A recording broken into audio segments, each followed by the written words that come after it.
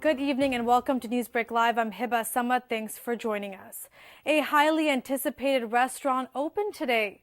Excited patrons stopped by EMC Seafood for the first time and enjoyed their delicious fresh meal. Located at the Amo Fashion Center next to Brio Coastal Bar and Kitchen, the restaurant has a beautiful, spacious interior and outdoor area. It took nearly 2 years for the project to be completed.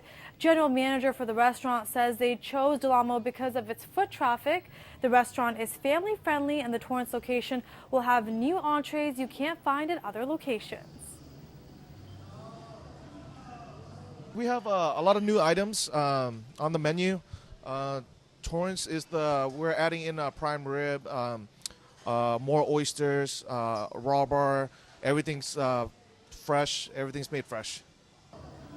The restaurant was established in 2013. They're also known for oysters, live uni, and seafood towers. They also have a fully stocked bar. There are 9 other locations in Southern California. A local dealership is expanding and construction is underway. Crews are working on the west side of Crenshaw, just south of Sky Park Drive near the Torrance Airport. They're expanding on LEXUS's current service center where they will be adding sales and repairs for the dealership. The inventory lot will be located on airport property. South Bay LEXUS is currently located on Pacific Coast Highway. Tax filing season is officially underway. The IRS says the 2019 tax filing season is open, and despite the major tax law changes made by the Tax Cuts and Jobs Acts, the IRS was able to open filing 1 day earlier. More than 150 million individual tax returns for the 2018 tax year are expected, and officials from IRS say despite the government shutdown, it's working to promptly resume normal operations. You should also remember that Form 1040 has been redesigned for this tax year. In order to avoid the stress, start the filing process sooner, make a list of key documents you need and track it. Figure out whether you'll be itemizing and see if you can file them yourself. Lastly, make yourself a copy of your tax return. The AARP Foundation Tax Aid South Bay is proving free tax return preparation and e-filing from February 1st, including one in Torrance. They expect the first refunds to go out in the first week of February. The deadline to submit is April 15th. You can learn more about tips and resources at irs.gov/tax reform. Torrance Transit is looking for your feedback on potential changes to its service. You can find the department's Service Alternative Survey online, which allows for riders to review possible changes and provide feedback. The first plan focuses on simplifying routes, improving frequency, and increasing weekend service. The second alternative maintains coverage on most existing Torrance Transit corridors. This survey came about after officials reviewed existing ridership patterns and feedback from more than 1,000 current riders. Then Torrance Transit came up with 2 service improvements. Torrance Transit into the Future is a 12-month study looking for ways to evaluate the rider experience and to transform transit to better serve the needs of the community.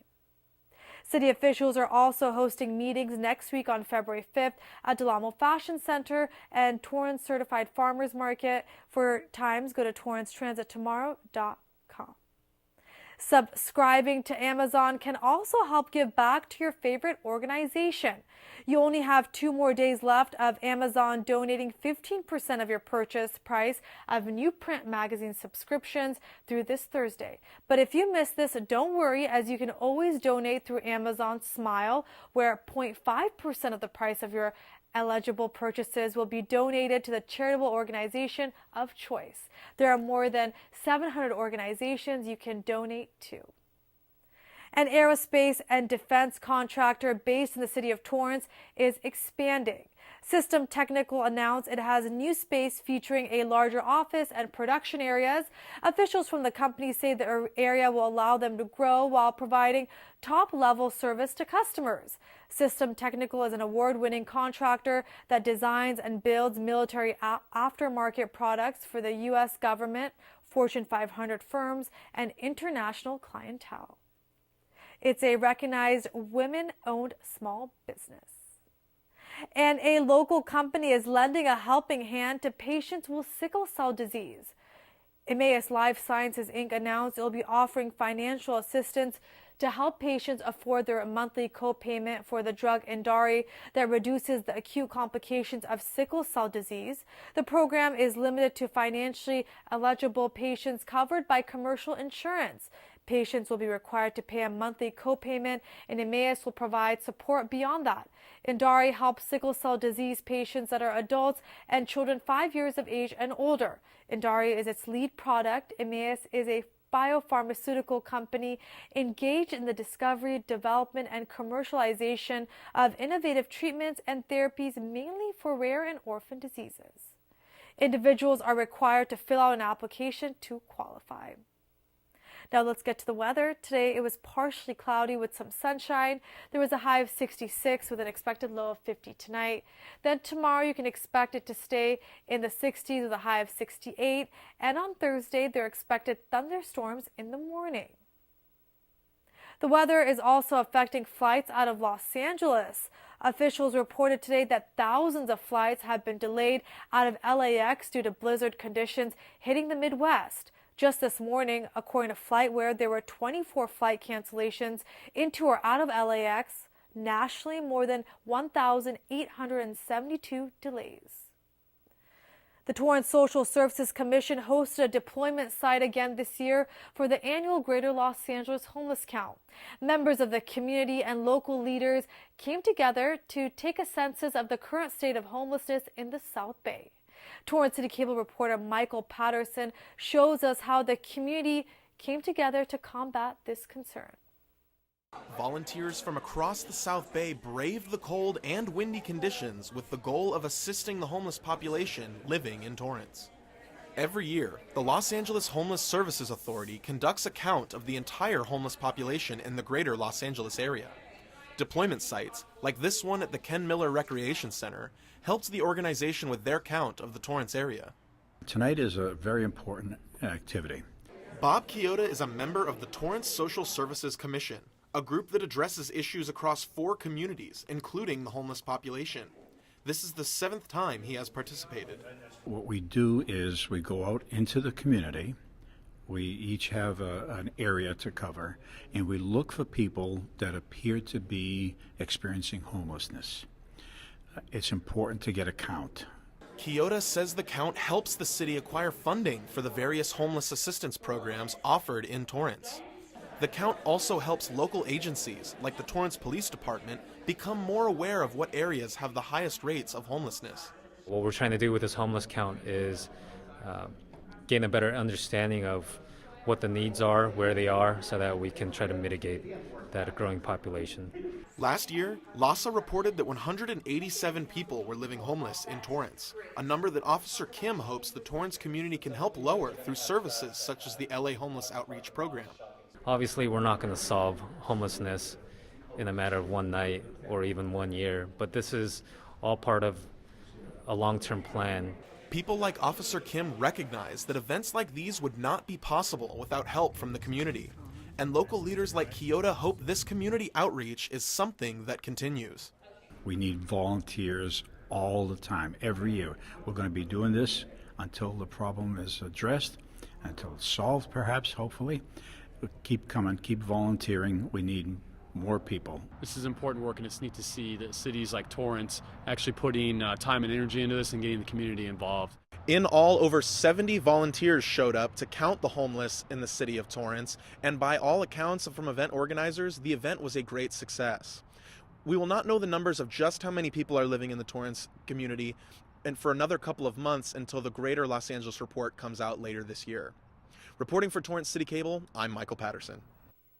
Thanks, Michael. To find out more about the homeless population in LA County, visit LASA.org and click on the LA Hop tab to make an outreach request.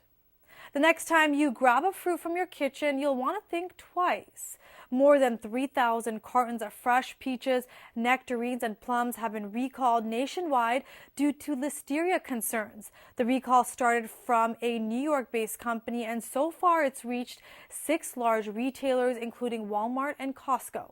The United States Food and Drug Administration says it's happening in 18 states. In California, it's affecting nectarines sold at Costco. It has a 4-pound plastic clamshell with the brand Rio Duero and an EAN that is on the screen. Consumers are asked to not eat the product but return it for a refund. Now let's get to events. The El Retiro Library is hosting a fun science experiment for children ages 5 and up. It'll demonstrate chemistry and physics concepts. The event starts at 4 p.m. No registration is required. Then this Friday and Saturday, you can buy tickets to watch Divas in Danger at 8 p.m. The show will take place at the George Nakano Theater. It's about 3 short true tales, adventure and courage, put on by 3 women actresses. You can purchase tickets at torrancearts.org. Also this Saturday, the Torrance Rosefoot Association is having its celebration and board installation dinner at 5:30 p.m. at the Toyota Meeting Hall. It'll kick off fundraising efforts for the 2020 Rose Parade Float. There'll be a buffet dinner and an opportunity drawing.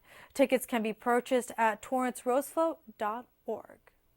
Well, in just 2 minutes, we'll introduce you to the Torrance Fire Department's first fire chaplain, Daniel Parkins. We'll be back.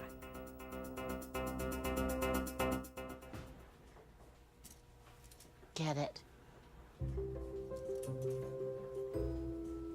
Get it. Get it. Get it. Get it.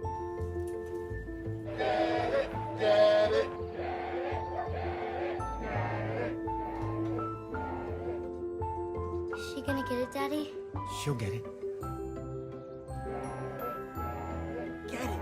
Get it.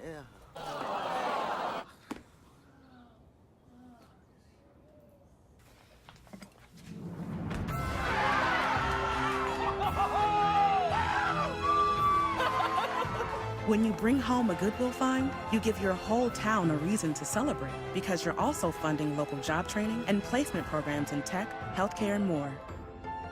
Goodwill. Bring good home. The black truck? Hey, Christina from accounting. Yeah, hi. Hey, I used to date a girl named Christina. Oh, really? Yeah, and then she dumped me for my best friend. You want to see some photos of them that I took? I don't. I thought we talked about this, buddy. Buzzed and overshared again? Yeah. Yeah. I'm gonna call a car. That's a smart idea. So yeah, I know, that's why I did it. Hey, you're gonna get back to the top of the mountain. Does that mean I'm gonna get back with Christina? No. Oh. No. Maybe you can make retirement happen. After all, you made her college years happen. Opening that education savings account when she was little. Spearheading a campus tour. And another, and another, and another, and another. Bam! Deciphering financial aid. She was like, what? Well, now she's like, you aced planning for college. Now get the tips you need to get on track at aceyourretirement.org. Welcome back to the second half of NewsBreak Live. Joining me is Chaplain Daniel Parkins from the Torrance Fire Department. Thanks so much for being with me this evening. Yeah, thanks for having me. This is fun. This is the first time the Torrance Fire Department has appointed a chaplain, and it's been nearly 3 months, since you've been part of the team. So tell me about your experiences so far. You know, it's been a really interesting experience. I mean, the learning curve to learn all these things. I'm still an amateur at this, but just learning the culture of the Torrance Fire Department, and just falling in love with the firefighters themselves, but also the culture and what they represent it's been incredible, really. It's been an incredible experience. So I've loved it. They've taken me on the trucks and the engines, and I go on those on a weekly basis and assist the firefighters as needed. But so far, it's been a very pleasurable experience. Yeah. And for viewers at home that don't know, this is a full-time volunteer position, and you're a pastor at a local church, and you have your own nonprofit organization, so you wear a lot of hats. So talk to me about how you chose to take on this role when they approached you a few years ago. Well, a few years ago, it was about a year and a half, I was doing a funeral for a lady in down south a little bit, and one of the captains had come and approached me after and said, "Hey, you sound like you're a local person from Torrance." And I said, "Yeah, absolutely." He says, "Would you ever think about being a chaplain?" In which case I said, "Well, yeah, absolutely, I'd love to." And he was kind of shocked at my response as well, but having both of my brothers being police officers, I kind of had experience with first responders. So from that moment, it was just kind of going through all the proper kind of procedure to be the background checks and all the interviews and things like that. I didn't have to do anything physical, thank goodness, or they wouldn't have me. But it's been a really kind of neat experience thus far, and it's been learning. Like I said, it's just a huge learning curve. Yeah. You're still learning the structure, meeting the fire department members. But what do you do as a chaplain for Torrance Fire?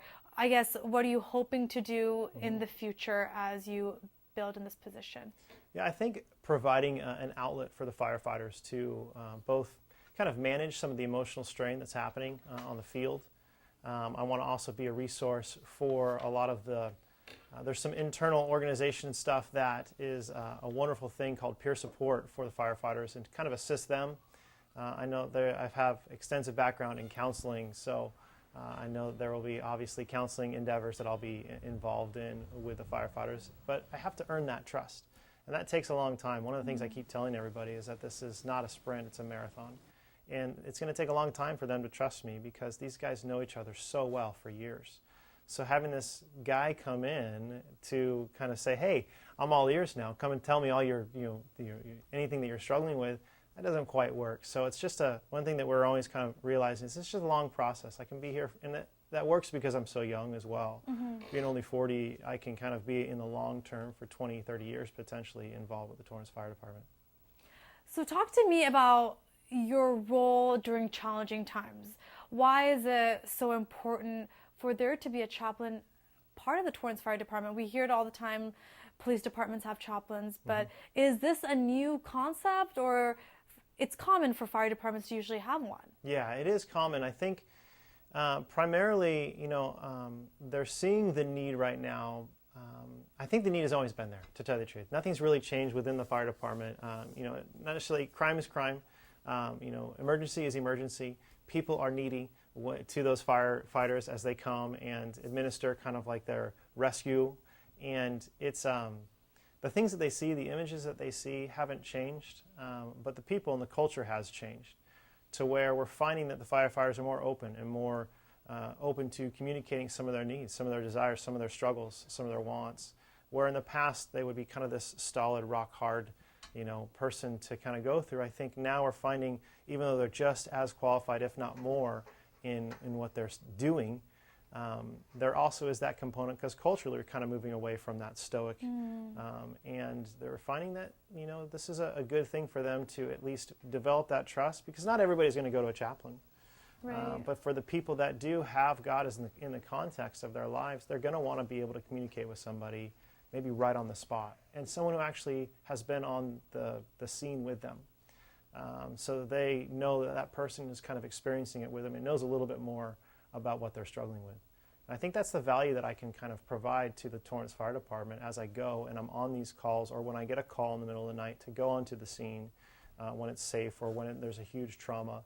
And one of the other things that they're realizing too is when I go on the engines, I kind of am the liaison now with the people. So I deal with the people who aren't affected by the emergency situation. So I'm kind of calming them and letting them know about the professionalism and the care of the Torrance Fire Department that they're providing for them. And it allows the firefighters to be able to concentrate on dealing with the emergency. So it's kind of a neat partnership that we're starting to see develop. It's kind of fun. And the great part about your position is that you also help these firefighters and their families during times of crisis, or if they've experienced something out in the field. So you're going to be wearing a lot of hats, and are wearing a lot of hats at the department. Yeah, it's one of the things that I hope to invest more in. But again, that's maybe even more of a marathon. I mean, that's for the wives to be able to trust me, or for the husbands, to be able to trust me, or whatever the situation is. That's going to be developed. But I would really be excited, because I feel like fundamentally that home structure at home, when they're not at the station, that needs to be as healthy as possible for them to function as well as possible out on the field. And that's something that I hope to kind of enter into as much as possible in the future. I'm sure you can speak to this, but a lot of people, you know, we see first responders as heroes, but they're also just basic, normal people like us, and they are human. So when they do face tragedy, your role really is crucial in order to make sure they can also do their job in the future and continue doing what they do. Right, and there's also, I mean, with the firefighters, there's a lot of self-counsel, right? Because they've been through so much, they've had a lot of training. There's a lot of other training that's provided for them through these things. So I wouldn't say, I mean, there is a lot of self-counsel that they're able to do internally. There's also a peer support team that is amazing. I love those guys on the peer support team. And then there's also me as kind of a third spoke into that to be able to speak truth, because when you are dealing with these emotional discouragements or frustrations or kind of just shocks, you can believe a lot of lies and those lies can kind of become surrounding on you. So it's kind of developing that buffer with truth to be able to combat those lies. And I think that that's what I can kind of offer as well, from a different angle, so to speak. And you've been through a lot of life trials personally. So talk to me kind of about why you have chosen to serve the community in this way, not only being the chaplain, but also being the pastor at Branch of Hope right here in Torrance. Well, you know, being on staff at Branch of Hope has, I've been a pastor my whole life, pretty much, not my whole life, not when I was 20 or something, but I started when I was 25, and now I'm the director of congregational care there. Congregational life, and it's a huge blessing to do that, because I've had 3 liver transplants, I've had all of these medical issues, I've had tons of other things that we don't have time to go into, but that's given me, I think, a perspective to be able to kind of enter into fires, emotional fires of people's lives, and try to kind of help when everybody runs away from and wants to ignore or do whatever they can to kind of survive amidst those emotional fires. I like to run into those, and so that's kind of, I feel like I'm qualified to do that in some regards, you know, to when a lot of people will have, here's a theory, I can actually say, no, I know this by example and by truth, because that's happened in my own life. So I think that if I kind of held that underneath kind of a blanket, that would be very selfish of me. So I've been through so much, and I still am so incredibly blessed. So how could I not? It's like, it's not a choice really that I have. I just kind of have to. So it's something I love to do. Yeah. And you also mentioned to me how you've become even more passionate about what you do because you've become part of the Torrance Fire Department. So talk to me a little bit about that. Well, the Torrance Fire Department is, I mean, these guys, I think the world of the Torrance Fire Department. I mean, I really do. I try not to put them on a pedestal, just like people put pastors on pedestals, and we shouldn't. We don't deserve that at all. But putting Torrance Fire Department, they're just a bunch of amazing men and women that are focused on helping people. And I mean, the same is true with Torrance Police Department. I mean, they're focused on helping people, and they kind of have this negative with the Torrance Police Department, and it's becoming more negative with the fire department.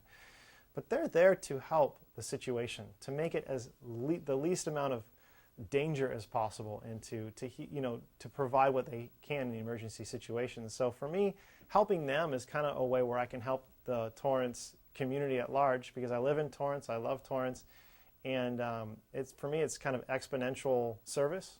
So if I serve the Torrance Fire Department, I'm really serving Torrance in general in an exponential way.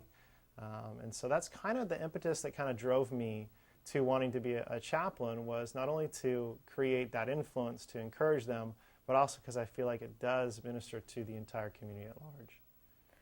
And you not only are serving the community, but you're also serving the community in a different way. You have your own nonprofit organization. You help other families during a time of need, on top of everything else you do. So I'd like to speak about your nonprofit and what made you start it.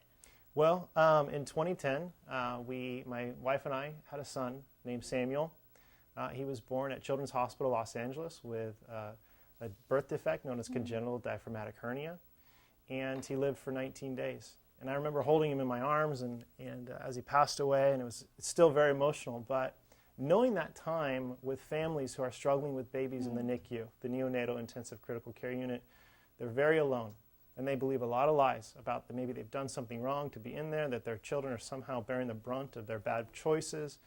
So what we like to do, my wife and I love to do, and now we've got a bunch of communities involved, is to go into those hospitals and give them 3-foot holiday fake trees filled with $300 worth of gift cards on each tree just to give them a gift of love. That's very substantial. To not have to worry about food or gas or groceries for the next little while so they can focus on the life of their baby. And we covered all of Children's Hospital LA last year, along with Children's Hospital Orange County and Torrance Memorial and Harbor UCLA. So we're really hoping to grow that as well, to kind of continue to go into the hospitals with families who have babies who are dying. During the holiday season is the darkest place, so we want to enter in with some light. Can people also give back and help your nonprofit organization? They can. They can go to our website at www.samuelstrees.com. That's our nonprofit that we're underneath an umbrella organization, but it's a huge blessing to be. We push it hard, and we're still exhausted in January and February because it's a mom and pa, and 100% of the proceeds go towards it. But it's something that we're also very passionate for, and I think other people are kind of jumping on board, and they're really getting excited too. So all this is just a neat thing. How can we not? You know, we should always be continuing to do the best we can to encourage people because they have enough to struggle with. Well, Chaplain Parkins, thank you so much for sharing your stories with us.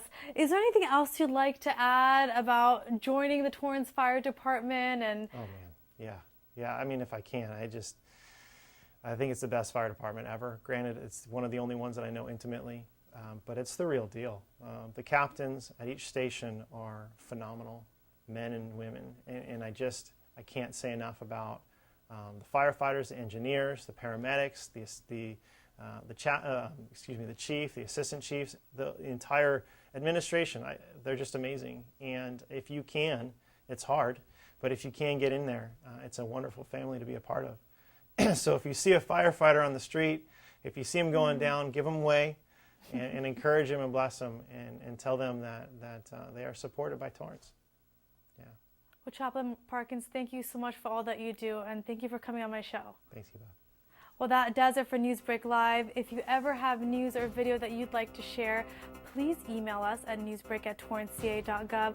Also, if you've missed any portion of the show, you can catch it all on Torrance City Cable's YouTube page, and City Council has the night off. Have a great night.